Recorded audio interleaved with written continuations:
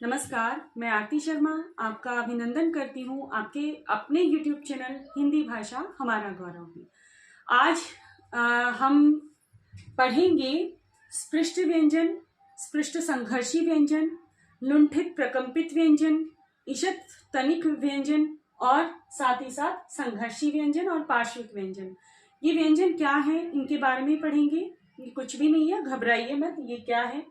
ये आपके वर्णमाला से ही है, परंतु इनके नाम जो है वो क्लिष्ट प्रतीत होते हैं, इस वजह से हम परेशान हो जाते हैं। अच्छा, ये वीडियो आपके कहाँ काम आएगा? ये आपकी जो प्रतियोगी परीक्षाएं होती हैं, जो भी कॉम्पिटिटिव एग्जाम्स होते हैं उनमें काम आता है, और कभी कभी विद्यालयी परीक्षाओं में भी इनका प्रयोग देखने को मिलता है। यानी कि ये व्यंजनों के नाम जो है आपको दिख जाएंगे। वीडियो शुरू करें इससे पहले मेरा आपसे अनुरोध है कि चैनल पर यदि आप नए हैं तो चैनल को सब्सक्राइब अवश्य कीजिए। वीडियो अच्छी लगती है तो लाइक अवश्य करिएगा, इससे मुझे प्रेरणा मिलती है और वीडियो बनाने की। और यदि कोई सुझाव है, कुछ आपको अच्छा लगता है वीडियो से, या कोई प्रश्न है तो उसको कमेंट बॉक्स में अवश्य लिखिएगा। चलिए, ज़्यादा देरी नहीं करते हैं और बढ़ते हैं वीडियो की तरफ। तो यहाँ पर जो पहला नाम लिखा हुआ है स्पृष्ट संघर्षी व्यंजन। स्पृष्ट संघर्षी व्यंजन को पढ़ें इससे पहले हम ये पढ़ लेते हैं कि स्पृष्ट व्यंजन क्या होते हैं। स्पृष्ट व्यंजन वर्णों की माला में, जो वर्णमाला होती है उसमें जो व्यंजन होते हैं क से लेकर ज्ञ तक, इसमें 5-5 का एक सेट होता है जो कि स्पर्शी व्यंजनों का होता है। तो यहाँ पर जो स्पृष्ट व्यंजन है, स्पृष्ट का अर्थ है स्पर्शी, तो जो स्पर्शी व्यंजन है उन्हीं को स्पृष्ट कहा गया है। आगे बढ़ते हैं, स्पृष्ट संघर्षी व्यंजन क्या है। तो ये जो व्यंजन होते हैं, ये जो च वर्ग होता है ना, च, छ, ज, झ, इस च वर्ग में 5वें वर्ण को, यानी कि नासिक्य व्यंजन को छोड़कर, नासिक्य व्यंजन कौन सा? न्य, तो इसको हम छोड़ देंगे और ये च, छ, ज, झ, इनको स्पृष्ट संघर्षी व्यंजन कहा जाता है। क्यों कहा जाता है? क्योंकि जो हमारी प्राणवायु है, हमारी श्वास है, वो कुछ घर्षण के साथ में हमारे तालु को स्पर्श करती हुई निकलती है। स्पृष्ट इसलिए कहा गया क्योंकि स्पर्शी व्यंजनों का एक वर्ग है जिसको हम क्या कहते हैं? च वर्ग। और संघर्षी व्यंजन इसलिए कहा गया क्योंकि हमारी जो प्राणवायु है उसको स्फोट करने में या बाहर निकलने में उसको कुछ घर्षण, यानी कि जब प्राणवायु निकलती है तो कुछ घर्षण के साथ में निकलती है।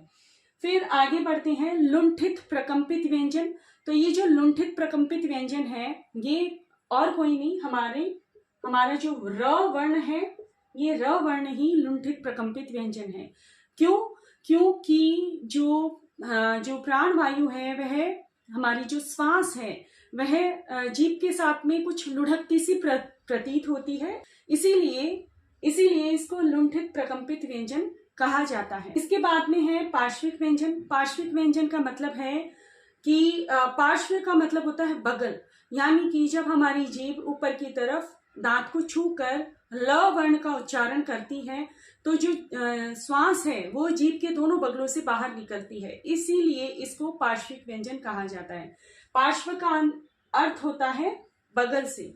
तो यहाँ पर जो पार्श्विक व्यंजन होगा वह ल होगा। आप स्वयं इसका उच्चारण करके देखिए, आपको समझ में आएगा।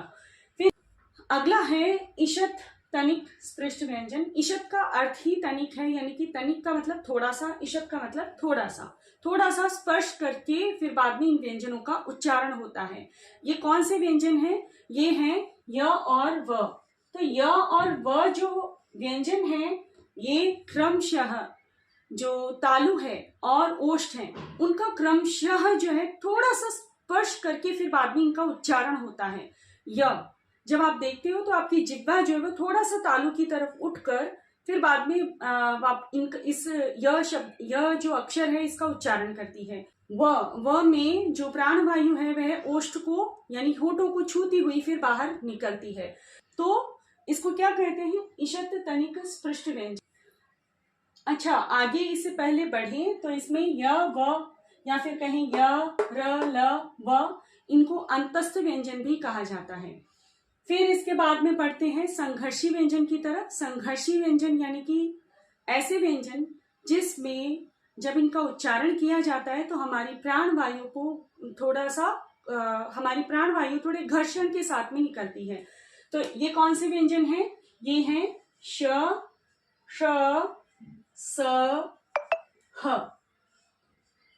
इसके अलावा और भी कई प्रकार के नाम हैं, जैसे उत्क्षिप्त व्यंजन हुए, नासिक के व्यंजन हुए। तो ये जो हैं मेरे चैनल पर उपलब्ध हैं। यदि आपको इनको डिटेल में देखना है तो आप इसको डिटेल में देख सकते हैं। आशा है आपको वीडियो अच्छा लगा होगा। वीडियो अगर अच्छा लगा है तो वीडियो को लाइक अवश्य कीजिए। चैनल पर नए हैं तो चैनल को सब्सक्राइब कीजिए। मिलते हैं अगले वीडियो में, तब तक के लिए धन्यवाद।